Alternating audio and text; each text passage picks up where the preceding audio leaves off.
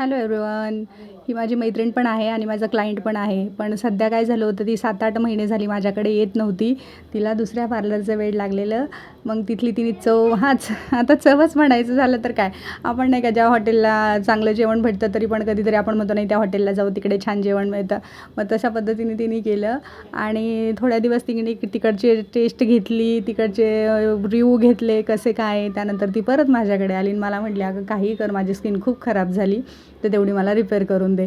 तर तिला म्हटलं तू एवढे दिवस नाही आली, तर म्हटली अगं झाली चूक, झाला प्रॉब्लेम. मग म्हटली घे समजून. म्हटलं ठीक आहे चल. मग मी तिचं क्लीनअप केलं, तिचे ॲब्रो केले. तिचं क्लीनअप मी ह्याच्याने केलं, जी डायमंडची जी किट असते ना त्याने क्लीनअप केलं. इतका छान रिझल्ट आला तिला आणि मग इतकी हॅपी झाली. मला म्हटली अगं चूक झाली, मी इकडे तिकडे गेले, थोडंसं झालं प्रॉब्लेम. आणि तिथे कसं होतं की ती म्हणायची माझ्याकडनं एवढे पैसे काढायची ना ती की बास कधी, म्हणजे आता राग येईल पार्लरवाल्यांना काहींना, पण माझं कसं म्हणणं झालं की तुम्ही बजेटच्या बाहेर का पैसे घेतात आणि घेतले तरी तुम्ही त्याचा रिझल्ट द्या कस्टमरला. आणि थोड्या दिवस कसं होतं प्रत्येक कस्टमर हे थोडंसं भटकतंच, पण त्यानंतर तिकडनं सगळीकडनं फिरून झाल्यानंतर मग ते आपल्याकडेच येतं. कारण काम बेस्ट दिलं ना तर कस्टमर हे कुठेच जात नाही. तर आता ती म्हटली बाबा मी कुठे जाणार नाही, मी तुझं पार्लर सोडून, माझ्याकडनं चूक झाली. कारण कसं होतं की ती म्हणते अगं मी प्रत्येक वेळेस गेलं का मला हे फेशियल कर, ते फेशियल कर. तिला म्हटलं अगं प्रत्येक फेशियल हे आपल्या स्किनसाठी सूट होईल ह्याची गॅरंटी नसते. त्यामुळे फेशियल करताना पण आपल्याला जे सूट होतं आहे, आपल्यासाठी जे चांगलं आहे, समोरचं काहीही सांगू दे का अगं हे खूप छान फेशियल आलं आहे ते तू कर, तर आपण लगेच ऐकलं पाहिजे का? नाही ऐकलं पाहिजे. कारण कसं होतं की स्किन एकदा डॅमेज झाली ना परत रिपेअर होत नाही.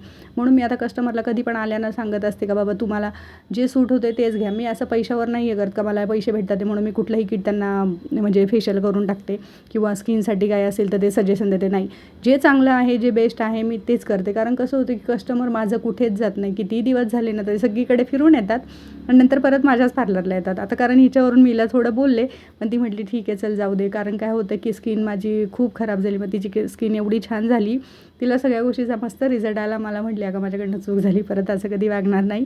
म्हणून मला म्हणायचं आहे की आपण कसं होतं की शो खूप बघतो, काही काही पार्लर खूप मोठे आहेत, मग तिथे आपण जातो, आपण हे करतो ते करतो, म्हणजे आपल्याला बरं वाटतं की नाही बाबा मी इतक्या मोठ्या पार्लरमध्ये गेले. पण तुम्ही तिथलं काम बघा, तुम्ही त्याचे रेट बघा, तुम्ही समोर कसं होतं की काही ठिकाणी आपण म्हणतो रेट कमी घेतलं का त्यांना असं वाटतं त्यांना काही काम येत नाही, पण असं नसतं. कधी कधी कोणी कस्टमरचं जास्त विचार करतं आणि माझं तसंच होतं. मी कस्टमरचा थोडा जास्त विचार करते का नको बाबा कस्टमरचे पैसे पण जास्त वेस्ट गेले नाही पाहिजे आणि त्यांना रिझल्ट पण आला पाहिजे.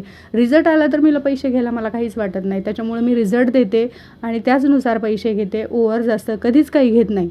त्यामुळे स्वतःची काळजी घ्या आणि थोडंसं स्वतः विचार करत जा का आपण काय केलं पाहिजे. कारण स्किन आहे ही मस्करी नाही आहे. स्किन एकदा खराब झाली तर ती परत रिपेअर होत नाही.